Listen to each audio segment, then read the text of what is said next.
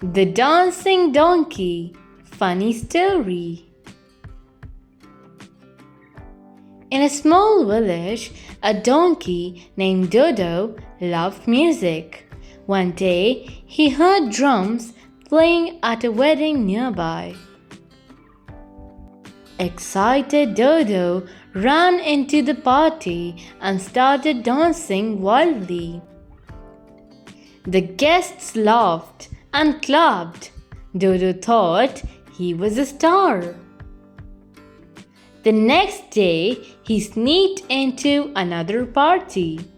This time, he slipped on a banana peel and fell into the cake.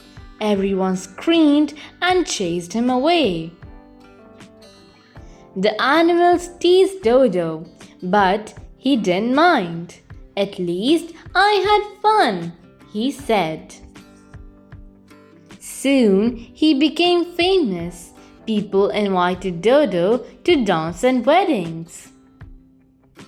Thank you. Please like, subscribe, and get notified.